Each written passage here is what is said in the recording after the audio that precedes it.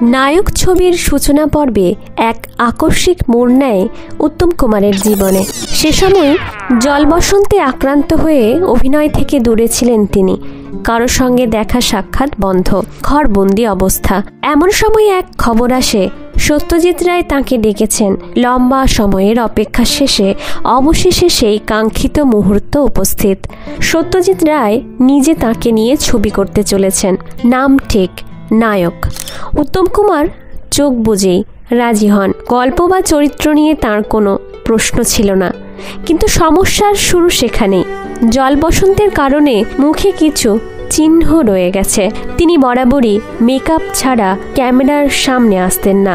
ভেবেছিলেন এবারও নিশ্চয়ই মেকআপেই ঢেকে নেবেন মুখের দাগ, কিন্তু একটা সংশয় থেকেই যায়। কারণ তিনি জানতেন সত্যজিৎ রায় পুরুষ চরিত্রে মেকআপ একেবারেই পছন্দ করেন না। এই চিন্তা যখন মাথায় ঘুরপাক খাচ্ছে, তখনই সত্যজিৎ রায় তার মুখ দেখে বুঝতে পারেন উত্তম কুমারের দ্বিধা। উত্তম কুমার সরাসরি জিজ্ঞেস করেন, মানিকদা, একদম হালকা মেকআপও কি করা যাবে না দাগগুলো ঢাকতে? সত্যজিৎ রায় মৃদু হেসে উত্তর দেন, দু একটা দাগ থাকলে কিছু আসে যায় না। ছেলেদের আমি মেকআপ করতে দিই না, মেয়েদেরও যতটা না হলে নয় ততটাই। দেখো না আমার আগের ছবি, কম মেকআপে কি খারাপ লেগেছে? বরং মুখের অভিব্যক্তি স্পষ্ট ধরা পড়ে। উত্তম কুমার এবার নিশ্চিন্ত।